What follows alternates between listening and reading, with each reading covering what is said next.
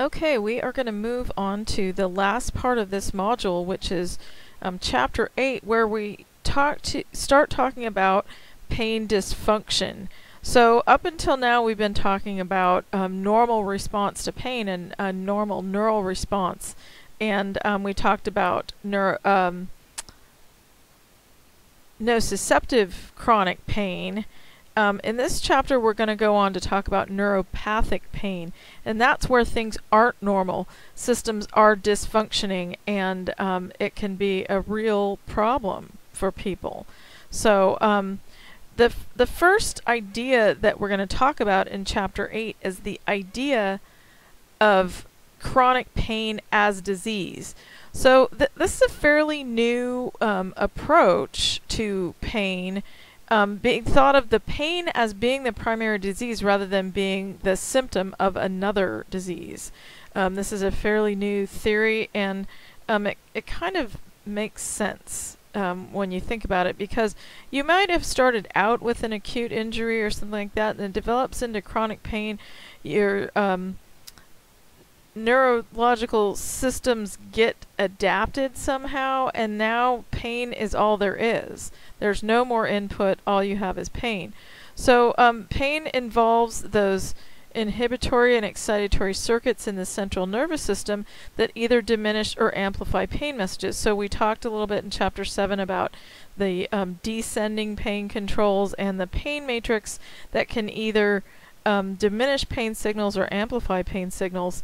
So there are neural mechanisms for regulating pain that amplify signals and create pain in the absence of a noxious stimulus, and that's neuropathic pain.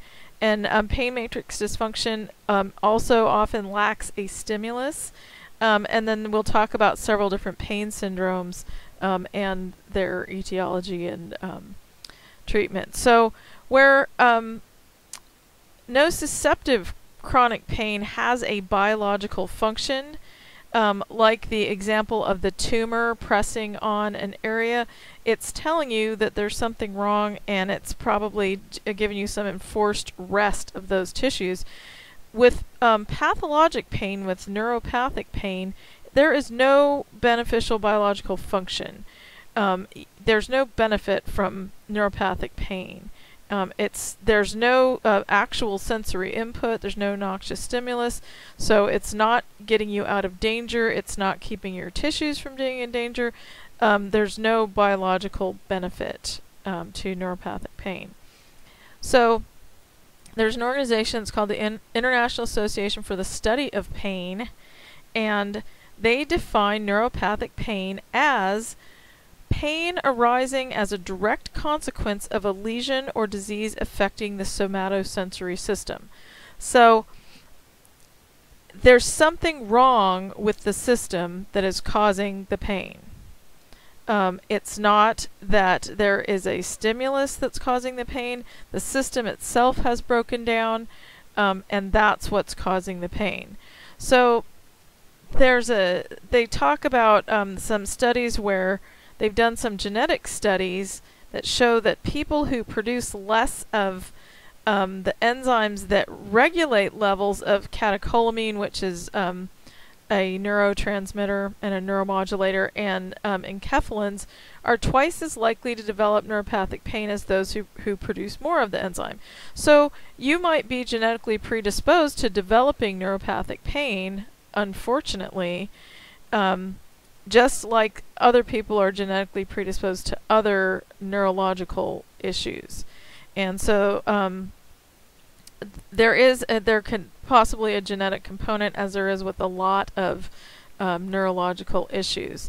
So we're going to talk about 4 different symptoms of neuropathic pain, and I want you to know these definitions. I want you to be able to pick them out, say on a test, for example. So the first symptom that we're going to talk about of neuropathic pain is called paresthesia. So it's painless, abnormal sensation in the absence of nociceptor stimulation. So paresthesias are just, there's just something going wrong with the sensation. There's something that's not quite normal, but it's not a pain sensation.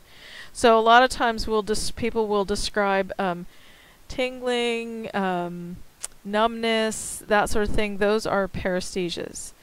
Dysesthesias are unpleasant, abnormal sensations, either evoked or spontaneous. So they could be caused by a stimulus, or they could just arise spontaneously, but it's an unpleasant, abnormal sensation. Allodynia is pain that's evoked by a stimulus that normally would not cause pain. So, for example, I talked in the last chapter about when you have primary hyperalgesia and your peripheral systems are sensitized. The example of normally when you're lying in bed, the blankets aren't irritating your skin, but if you're hypersensitized, they might. So it's pain evoked by a stimulus that normally wouldn't cause pain. Normally blankets on your skin aren't going to cause you pain, but in allodynia, there's that stimulus and it's not causing pain. The secondary hyperalgesia, so we talked about primary hyperalgesia, and that's the oversensitized peripheral nerves. Secondary hyperalgesia is excessive sensitivity to stimuli that are normally mildly painful in uninjured tissue. So something like the sensory testing that we do, the pinprick sensation, usually it's mildly painful in normal tissue, but it's not horribly painful. So this is excessive sensitivity to normal stimuli. So you'll see some of these symptoms are caused by a stimulus and some are spontaneous, no stimulus.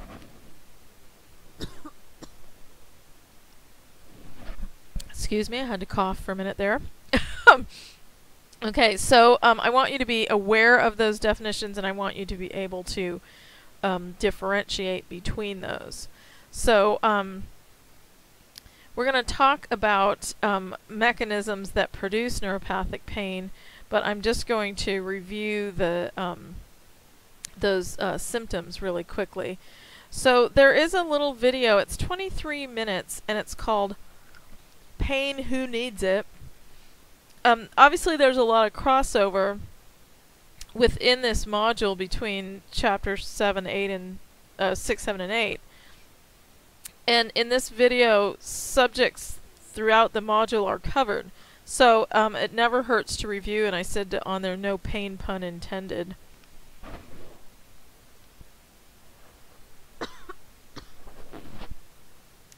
Okay, so neuropathic pain.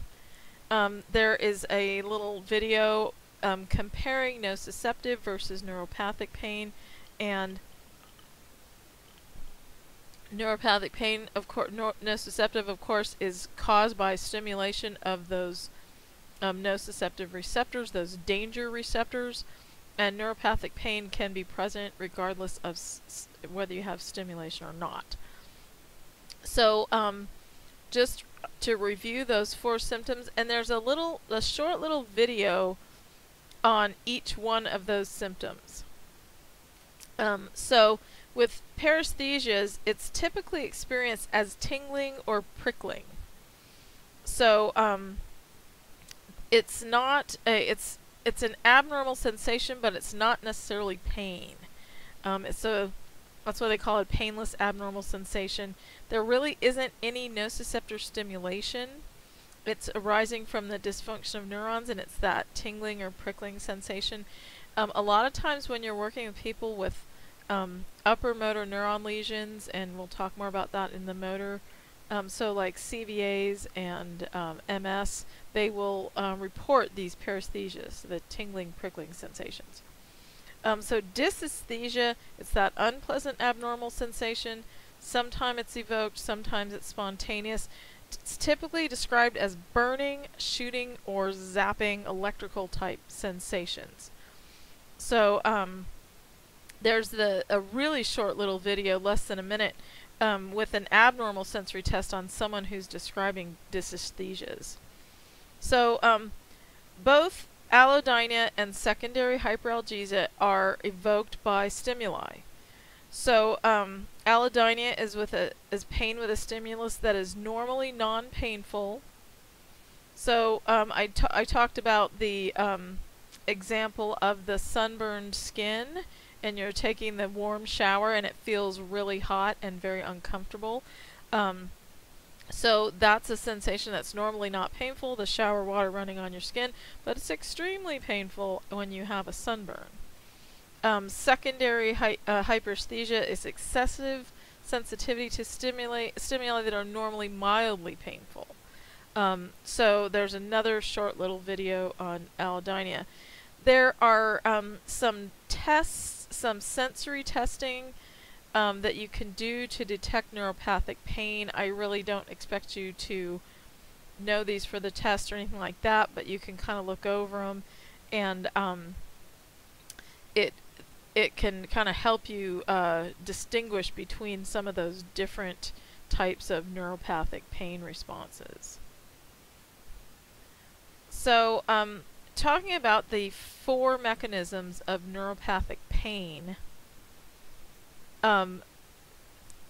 really I just want you to know that these are possible mechanisms of the neuropathic pain.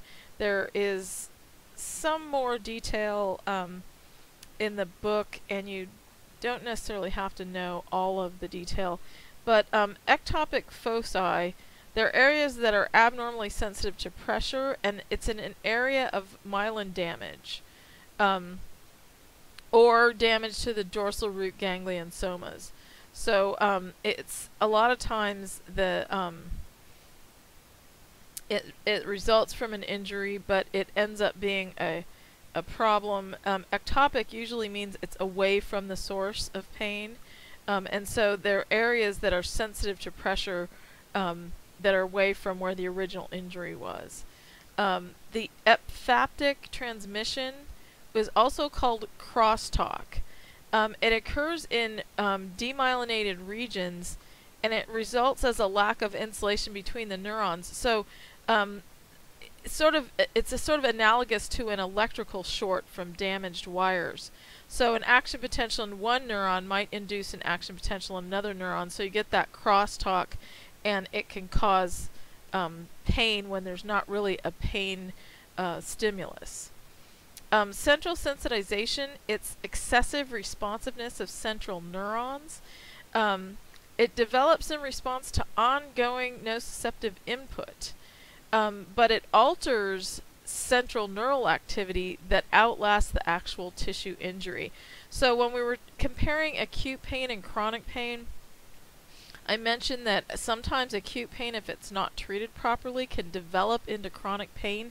This is the mechanism of how that happens, this central sensitization. So you have nociceptive input, it's ongoing, and it actually alters the central neural activity, and the pain lasts beyond the tissue injury. So the tissue injury heals, but you still have the pain. And a characteristic of central sensitization is the output of pain, the pain output, is disproportionate to the nociceptive input. So you have a small amount of nociceptive input and a huge amount of central output. There's a little video on that, and there are some diagrams that we'll go through as well. So structural reorganization can occur with prolonged central sensitization, and it actually rewires your central nervous system. So in chapter 4 we talked about neuroplasticity and the central nervous system changing in the concept of learning and adapting to injuries and adapting to other assaults on the nervous system. But in this case, the neuroplasticity kind of shoots us in the foot by adapting to this new pain response that we don't necessarily want. So it's almost the same mechanism for the neuroplasticity, but we end up with a result that we don't really want, which is more pain. So With the structural reorganization, A beta fibers actually start to synapse with neurons in the C fiber pain pathway, and so you stimulate A beta fibers and it yields impulses that are perceived as pain rather than the normal non-painful A beta impulses. That also totally shoots that whole counter irritant theory out of the water, because it doesn't work anymore. Usually stimulating the A beta fibers can create that blocking effect at the dorsal horn. Well, if you stimulate the A beta fibers and they synapse with the neurons in the C fiber pain pathway, you are not getting that blocking effect, and so it's going up and being perceived as pain. So it can happen pretty quickly. Neuroplastic changes can occur similar to long-term potentiation when we're learning after 24 hours of severe pain. So that's why a lot of the medical treatment these days is focused on managing pain and pain control, because you don't want people to get into this structural reorganization where it is causing you that problem. So this is a diagram from the book, and it shows this first section, section A, it shows the normal setup. So the contributions of ongoing central sensitization and excessive excitability of those central nociceptive neurons. An open circle is the normal amount of activity. A red circle is excessive activity due to sensitization. So in the first one, the normal one, the first, the top line is a nociceptor, a C fiber. It's normal input. You get brief pain proportionate to the input that you're getting. Okay, that's normal. The touch receptor, which is our A beta fiber, we get input and it's perceived as touch. Okay, so the normal response to injury,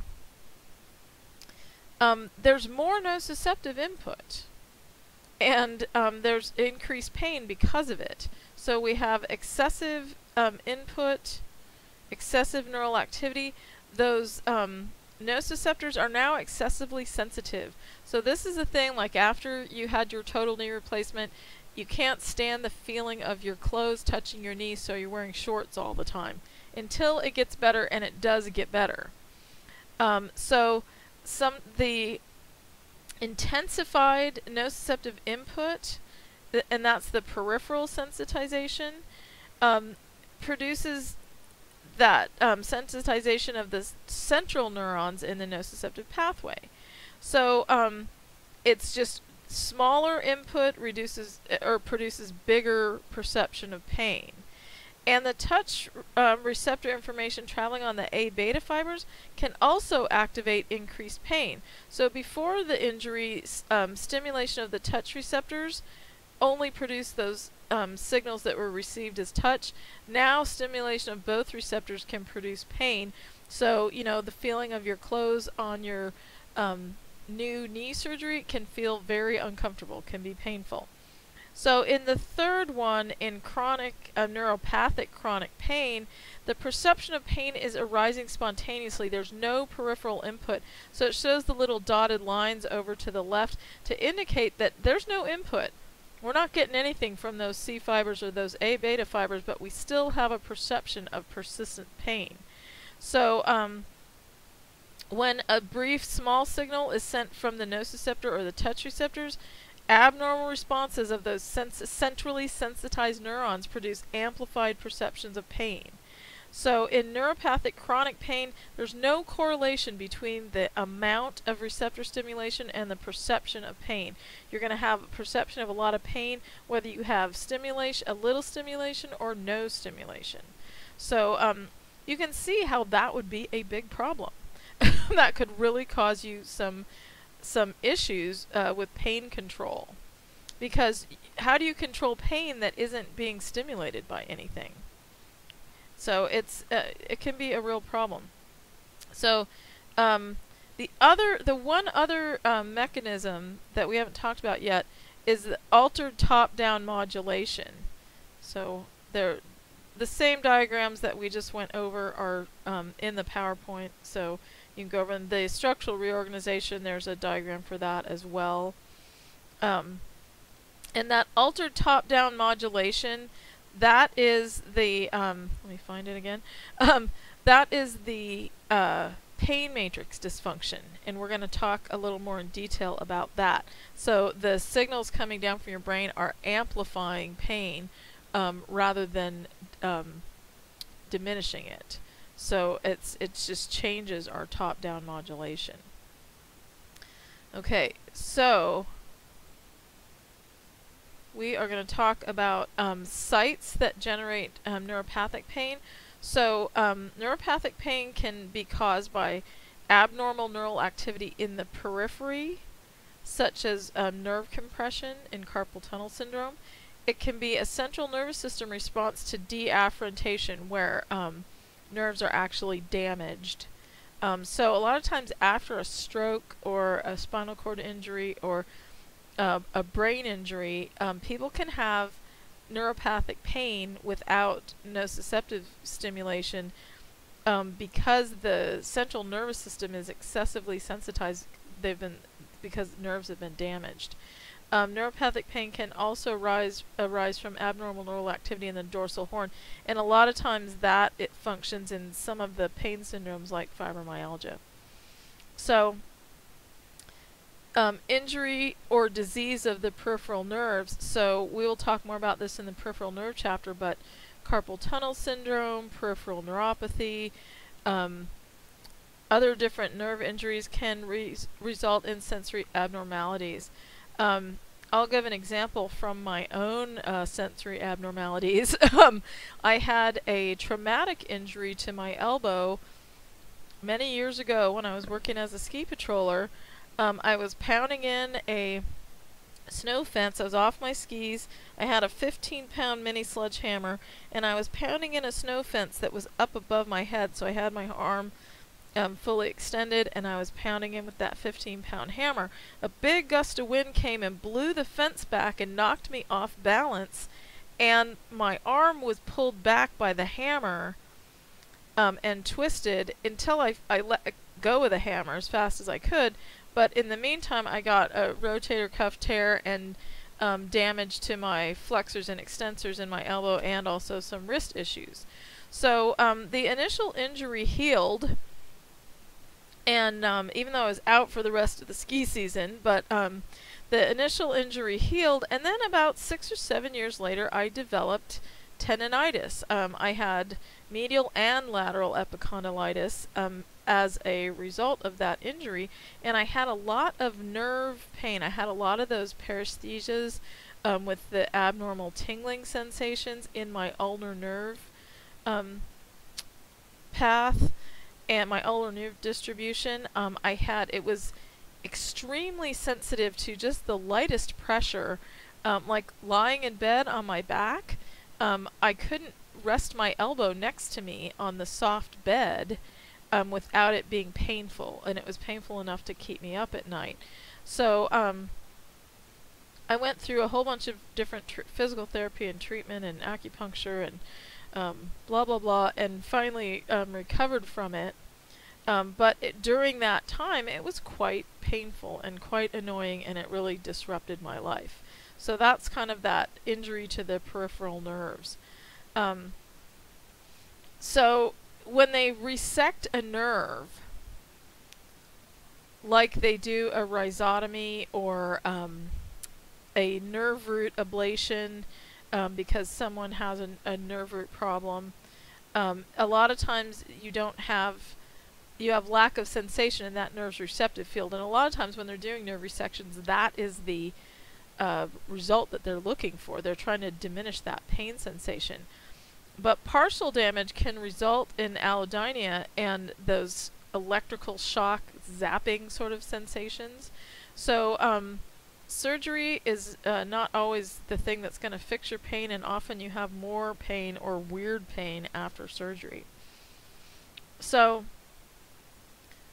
the epiphaptic transmission, where you have the crosstalk from demyelinated regions, can result from peripheral abnormalities.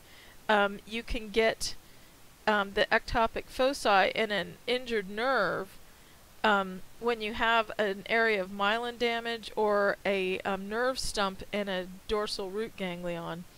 So sometimes with traction injuries, like my sledgehammer incident when I was a ski patroller, you can actually pull the nerve roots out of their place. So you pull them out of the root ganglion. And sometimes people have traction injuries in their thoracic outlet where the nerve roots actually get pulled out. And that you get areas of myelin damage, and you can get neuropathic pain as a result of that peripheral injury. So when you have deafferentation, where the nerves are damaged, the nerves are separated from their area, so that can be from a brain injury or a something like MS, where the central nervous system neurons are damaged. Or a CVA, something like that, or even a spinal cord injury. The neurons in the central nervous system that are left might become abnormally active when they're lacking that peripheral sensory information. So now they don't even have the peripheral sensory information that they used to have. They don't have the afferents coming into that area, and they become abnormally active. So I was talking about traction injuries, and the avulsion of dorsal roots from the spinal cord can often cause that, and it causes the individual to feel burning pain in the area of sensory loss. So those traction injuries can be really painful and really difficult for someone to heal from those. So they talk about, there's a little box in Chapter 8 which talks about the biological factors and the consequences of losing those nerve root connections. So the biological factor, abnormal sensory processing, because we're not getting the same afferent input that we're used to getting. And they can also result in psychiatric disorders, primarily depression and anxiety disorders, because when our nervous system is messed up, it messes up everything. So there are also consequences. They talk about the distress and fear of becoming someone that they do not want to be. That is a real thing that people go through after an injury or a CVA or something like that. They just say, this isn't the person I want to be, this isn't me. And it's very distressing and really creates a lot of fear. Well, when we were talking about pain regulation and the top-down factors in the pain matrix, fear can be a big driver of pain. It can really amplify those pain signals. Another consequence of it can be poor memory or psychological reactions, depression, anxiety, guilt. It can limit their social roles, their relationships, their relationships with their children and with their spouse and with their friends. It can cause mobility problems, and it can really cause them a lot of difficulties with their activities of daily living. So it can be a huge, big problem in your life. And with certain pain dysfunction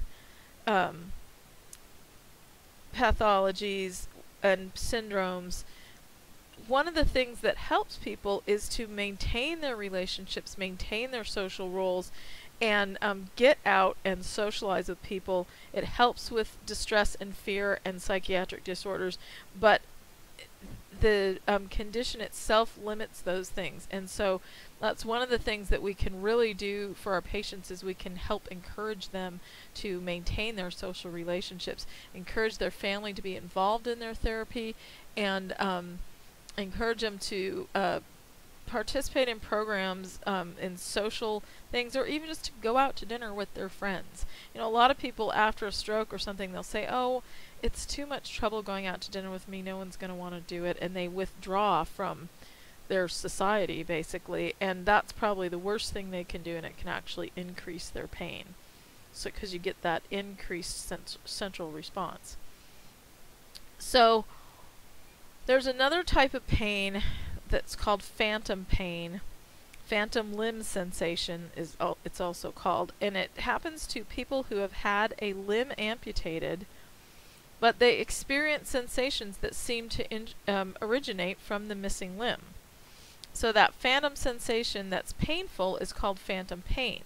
And it's fairly unusual. There are people that get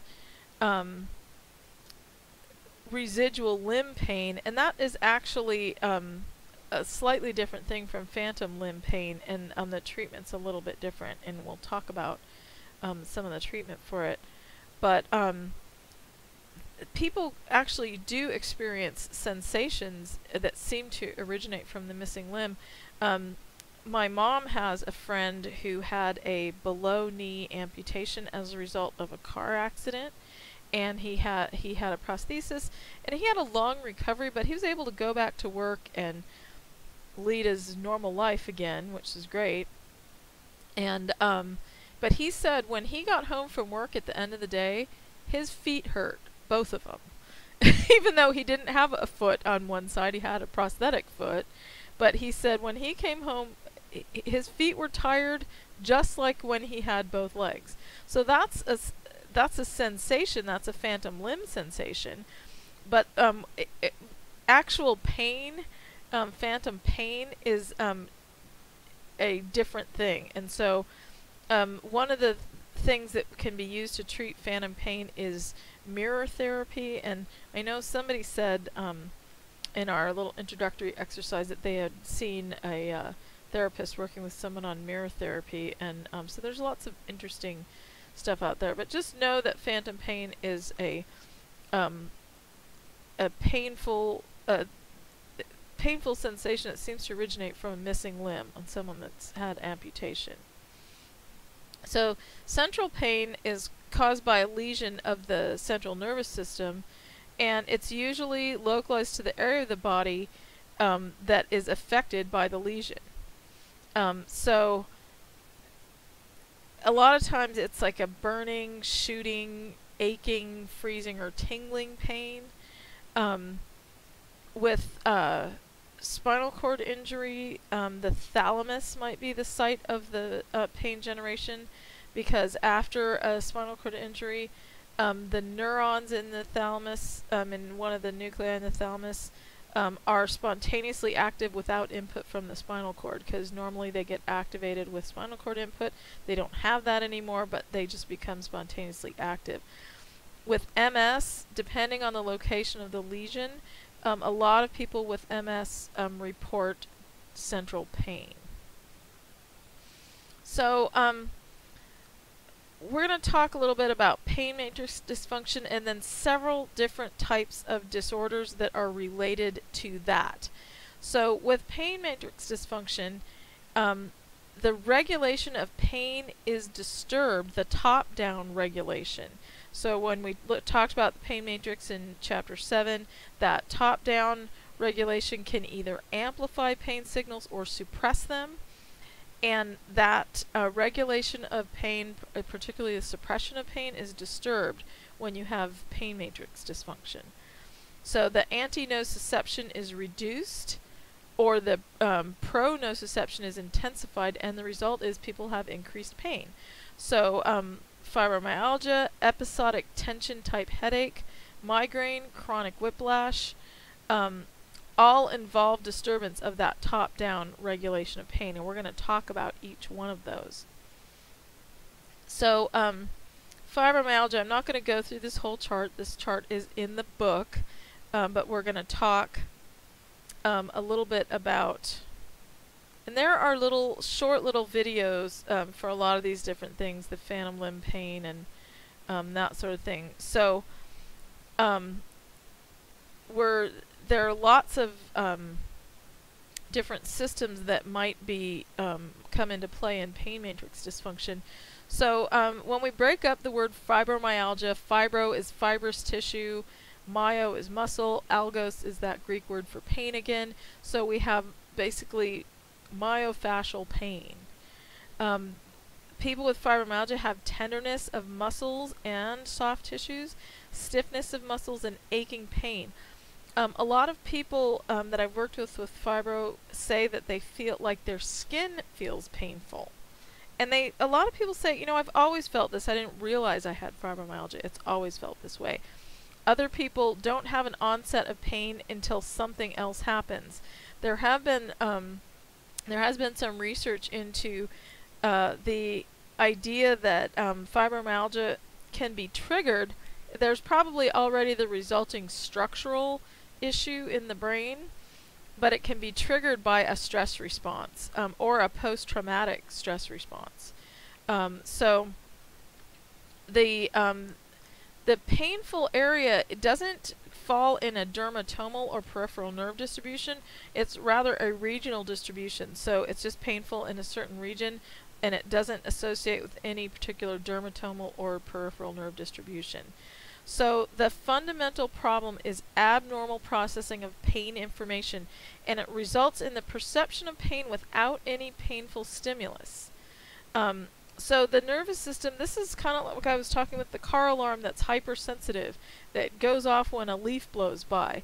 The pain processing systems in someone with fibromyalgia is ultra sensitive. Something that would not normally result in pain for someone who doesn't have fibromyalgia can put somebody in bed for a couple of days if they have fibromyalgia. So there have been functional MRI studies done. A lot of they've found structural differences in abnormal pain processing in the people with fibro. There's significantly less gray matter in pain inhibiting areas in the medial frontal cortex, and the middle and posterior cingulate gyrus, and the insular cortex, and in stress response areas. So people with fibromyalgia have a lower natural defense against stress in their body. They have objectively real structural and functional brain abnormalities. For a long time, fibromyalgia was thought to be a psychological disorder, and that is absolutely not true. It's a structural and functional brain disorder. So a large majority of people with fibromyalgia are psychologically normal. However, a lot of people, because of their pain issues, experience anxiety and depression and altered sleep and a lot of different things that are also associated with psychological disorders. And so for a long time it was thought. And unfortunately there are still doctors out there, doctors and other healthcare practitioners, who think that fibromyalgia is a psychological disorder. And so we need to educate as many people as we can. Fibromyalgia is a real thing, and also we can help people manage their pain with fibromyalgia. We can do a lot to help people. So the other functional thing in the brain is that pain inhibition areas are significantly less active. So people with fibromyalgia have impaired pain inhibition. So when we talk about that pain matrix, and there's some of the functions suppress the pain response and some of them amplify it, their pain suppression is impaired. They don't have that. And so they have impaired descending pain inhibition. And the regions of the brain where healthy control subjects have significantly more activation than people with fibromyalgia, when both groups subjectively report equal pain. So they did this with functional MRI imaging. There's a little picture here, and it shows the areas that are active. In the one on the left, that's someone with fibromyalgia. They have very small areas active.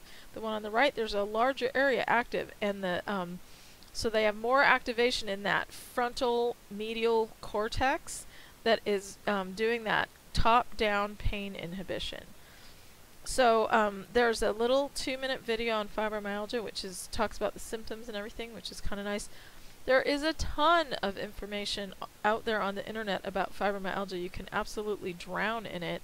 But the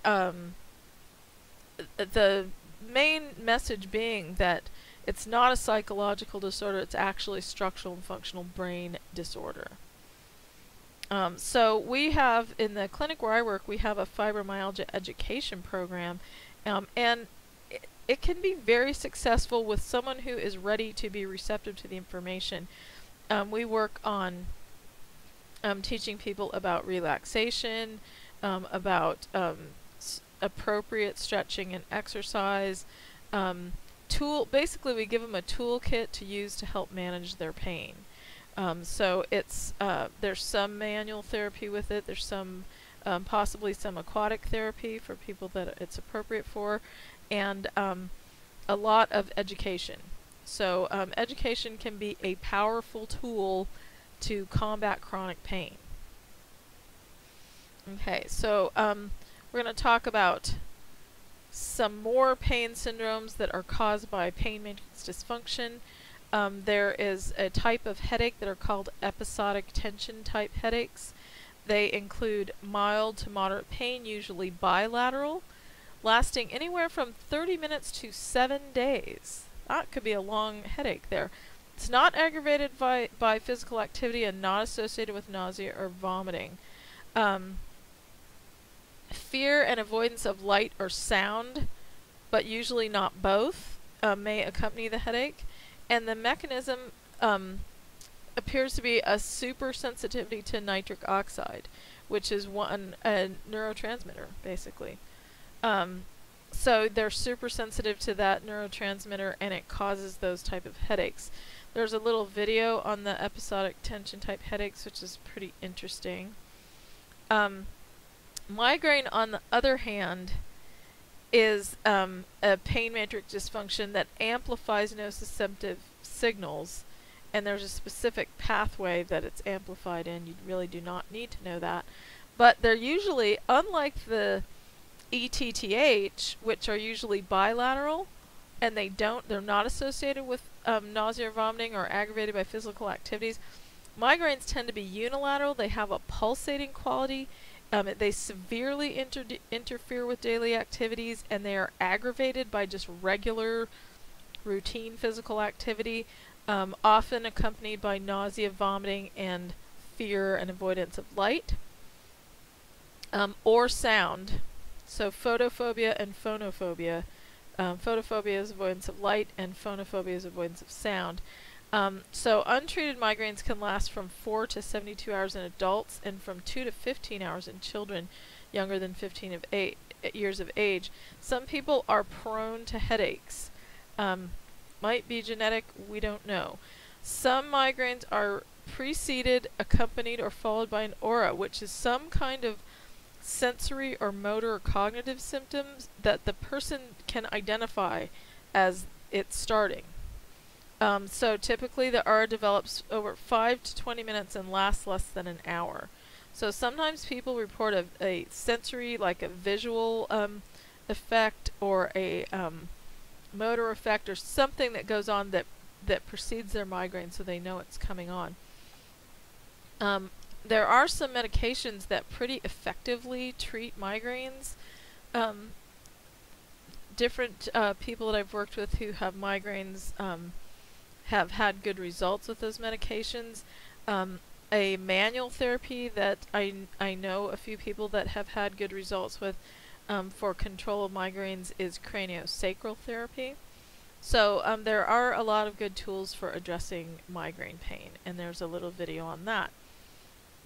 So complex regional pain syndrome, it's a syndrome which includes, it usually happens after an orthopedic injury or some minor trauma.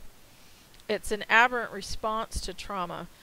So it's accompanied by pain, vascular changes, and atrophy of the area.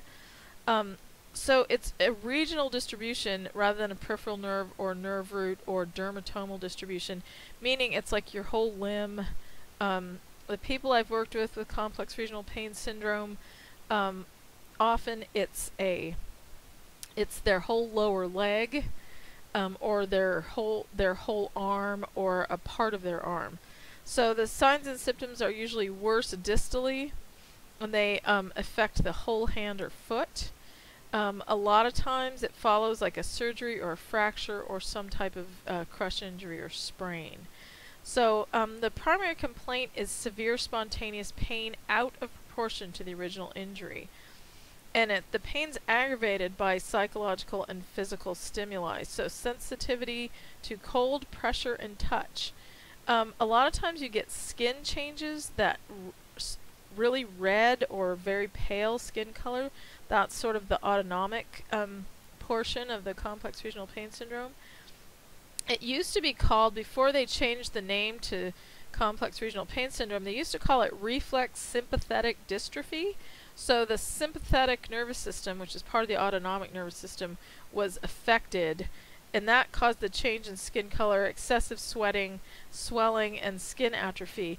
There's a certain look, and there's a video that shows CRPS. There's a certain look to someone who's got it, and when you see it, you recognize it again. And it can cause, if the condition progresses, it can cause irreversible muscle atrophy and even osteoporosis and arthritic changes.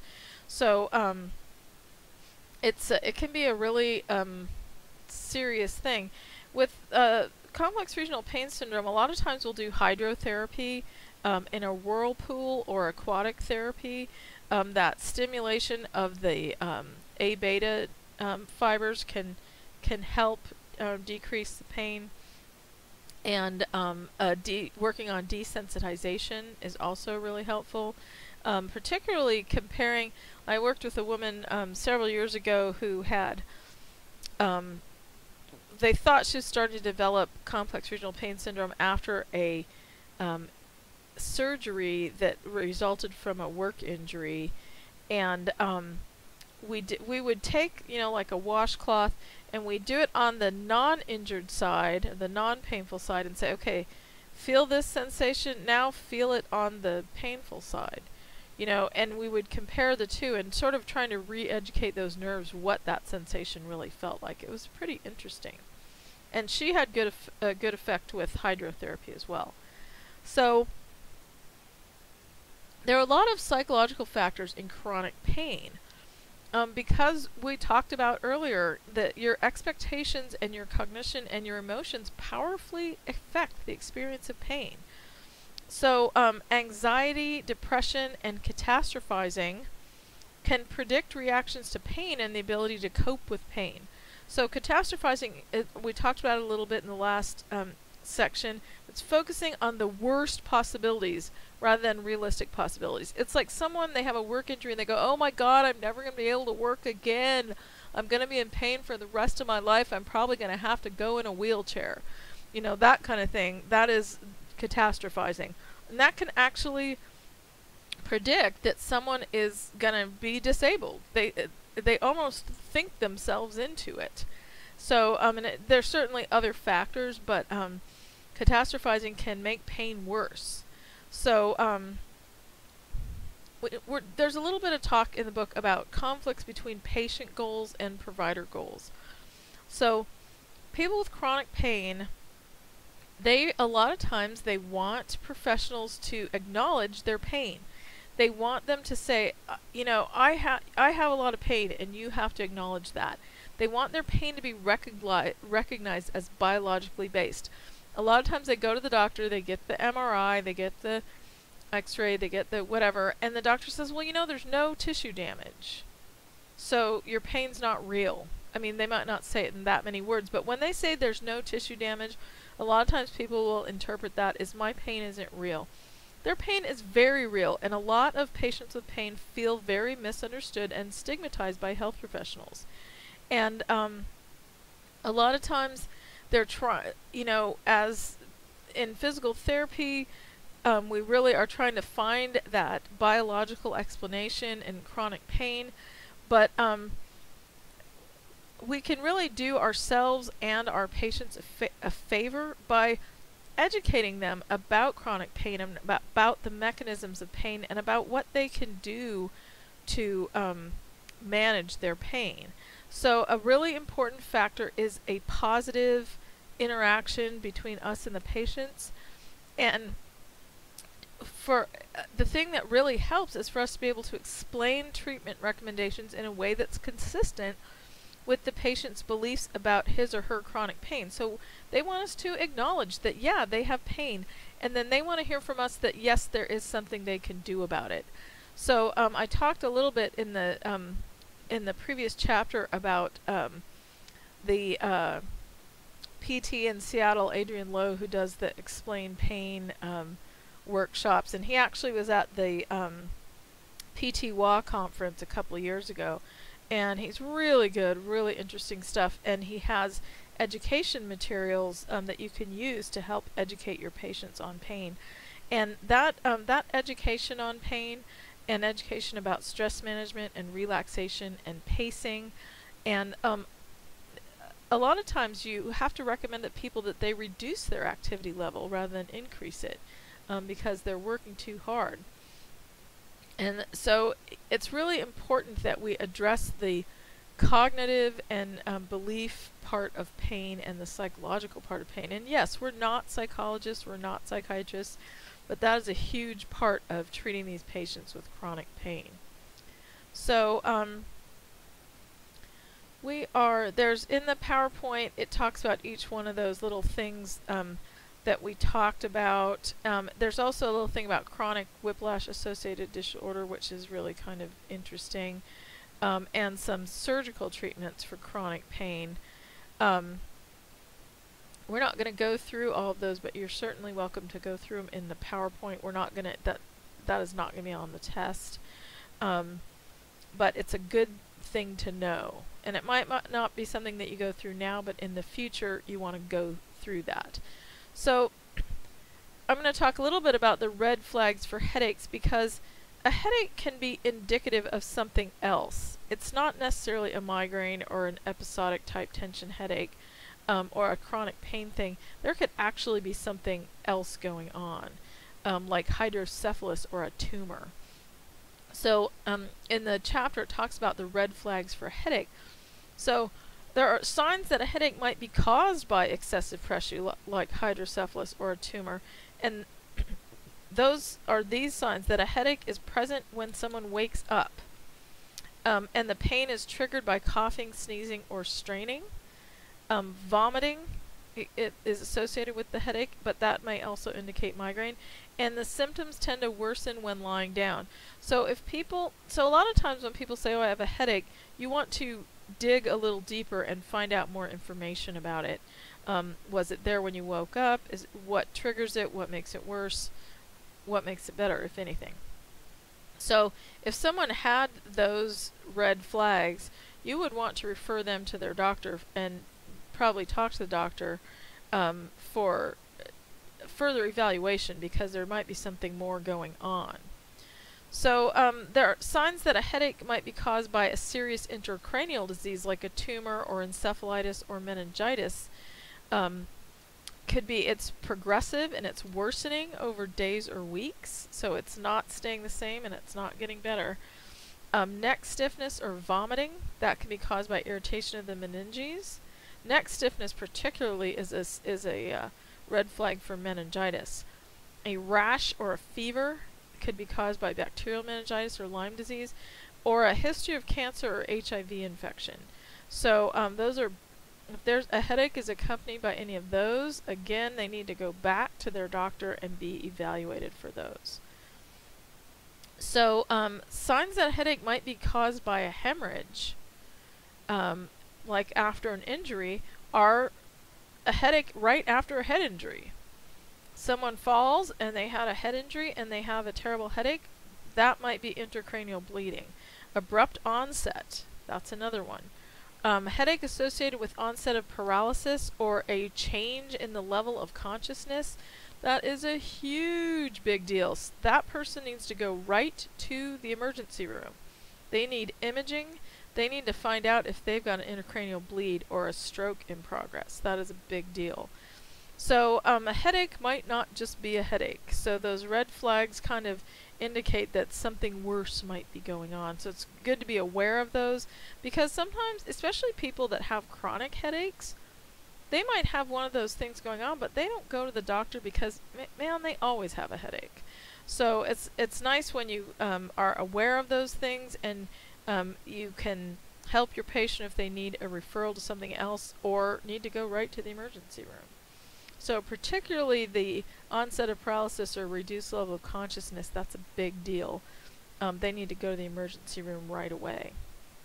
So that is, we're going to wrap up Chapter 8, and that is sort of the finish for the somatosensory and pain management symptoms.